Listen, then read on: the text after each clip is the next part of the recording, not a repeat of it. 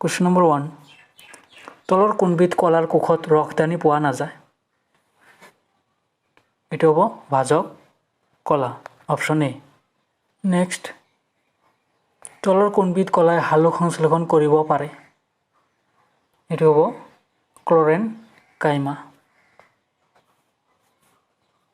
Next, তলৰ কোনবিধ কলাই জলজ উদ্ভিদক পানীত উপঙি থকাত সহায় কৰে? এটো হ'ব বায়ু কলা। তলৰ কোনবিধ এবিধ স্থায়ী কলা? তলৰ কোনবিধ এবিধ স্থায়ী কলা? পেৰেনকাইমা। পেৰেনকাইমা। নেক্সট, তলৰ কোনবিধ কলাত লিগনিন পোৱা যায়? এটো হ'ব স্ক্লেৰেন কাইমা। নেক্সট, তলৰ কোনটো উদ্ভিদ অংগত কিউটিন পোৱা যায়? এটো হ'ব বহিষ্টক। নেক্সট, তলৰ কোনটো উদ্ভিদ অংগত চুবাৰিন পোৱা যায়? মানে এটো চুবাৰিন পোৱা যায়। এটো হ'ব কৰ্ক। নেক্সট, তলৰ কোনবিধ এবিধ জটিল স্থায়ী কলা? জটিল স্থায়ী কলা, এটো হ'ব জাইলেম। নেক্সট, তলৰ কোনবিধ কলাত ট্ৰেকাইট পোৱা যায়? ট্ৰেকাইট পোৱা যায়, এটো হ'ব জাইলেম। নেক্সট, তলৰ কোনবিধ কলাত সংগী কোষ পোৱা যায়? সংগী কোষ পোৱা যায়, এটো হ'ব ফ্লোয়েম। নেক্সট, তলৰ কোনবিধ কলা উদ্ভিদ দেহত পানী আৰু খনিজ লৱণৰ পৰিবহণৰ লগত জড়িত? তলৰ কোনবিধ কলা উদ্ভিদ দেহত পানী আৰু খনিজ লৱণৰ পৰিবহণৰ লগত জড়িত? এটো হৈছে জাইলেম।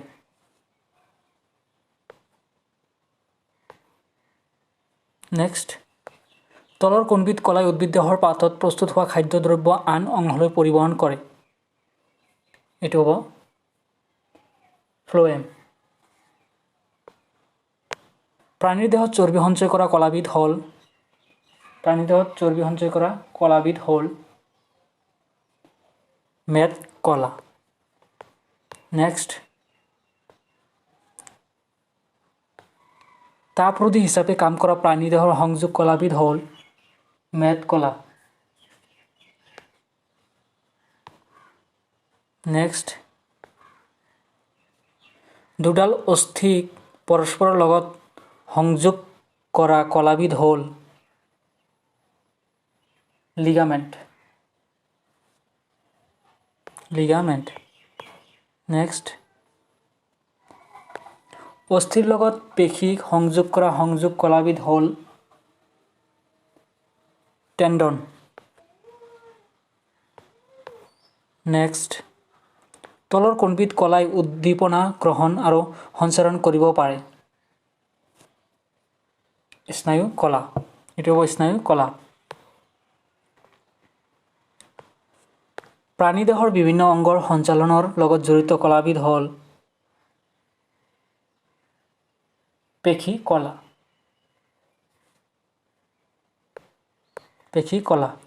ডেছ কলাৰ ভাজক কলা আৰু স্থায়ী কলা হিচাপে শ্ৰেণী বিভাজন কৰিব পৰা নাযায়। এটো হ'ব প্ৰাণী। নেক্সট,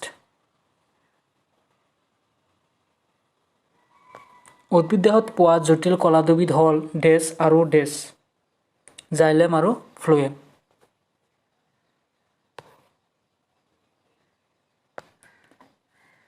কিছুমান কলাই বিভাজন ক্ষমতা হেৰুৱাই স্থায়ী আকাৰ, আকৃতি আৰু কাৰ্য লাভ কৰা প্ৰক্ৰিয়াটোক ডেছ বোলে।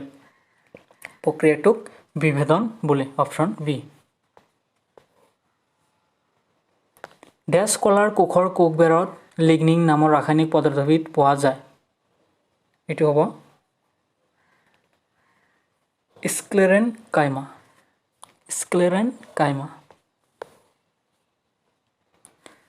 ডেছ কলাৰ কোকবোৰ চকুৰ পালে অনিয়মীয়ভাৱে ডাঠ এইটো হ'ব অপশ্যন নম্বৰ এ কলেন কাইমা নেক্সট ডেছ কলাৰ কোকবোৰক তন্তু বুলি কোৱা হয় এইটো হ'ব স্ক্লেৰেন কাইমা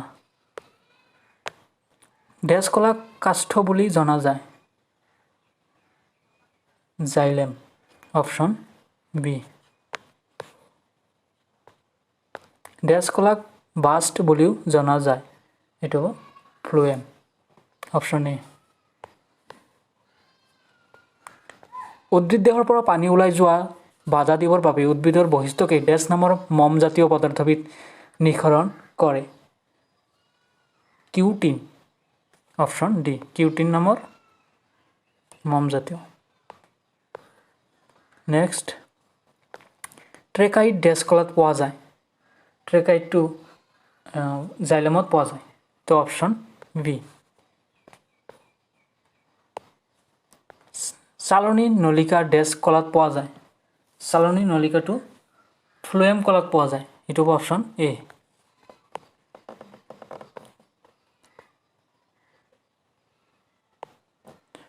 নেক্সট ঘনক আকৃতিৰ কোষেৰে গঠিত আচ্ছাদক কলাক ডেছ বোলা হয় ঘনকাকাৰ আচ্ছাদক কলা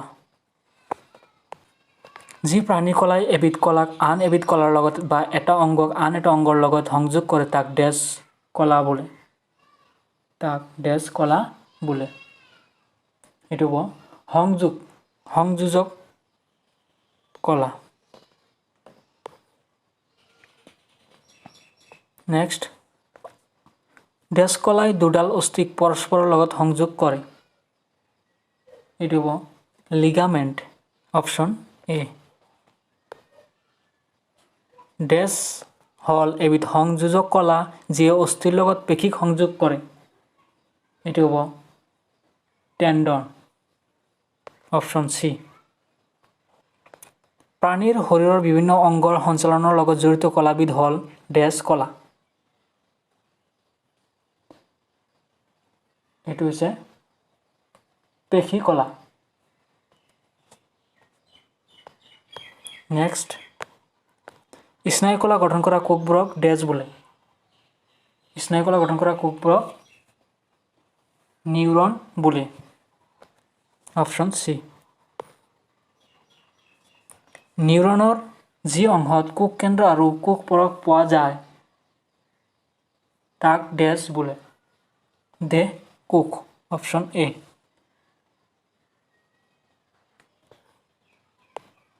নেক্সট ডেছ হ'ল নিউৰনৰ দেহ কোষৰ পৰা ওলোৱা আটাইতকৈ দীঘল স্নায়ু প্ৰৱৰ্ধক এইটো হৈছে এক্সন হৈছে নিউৰনৰ দেহ কোষৰ পৰা ওলোৱা আটাইতকৈ দীঘল স্নায়ু প্ৰৱৰ্ধক তো এইখিনি আছিল আজিৰ ভিডিঅ' যদি ভিডিঅ'টো ভাল লাগিছে তেন্তে ভিডিঅ'টো বন্ধু বান্ধৱৰ মাজত শ্বেয়াৰ কৰি দিবা আৰু চেনেলটো ছাবস্ক্ৰাইব কৰি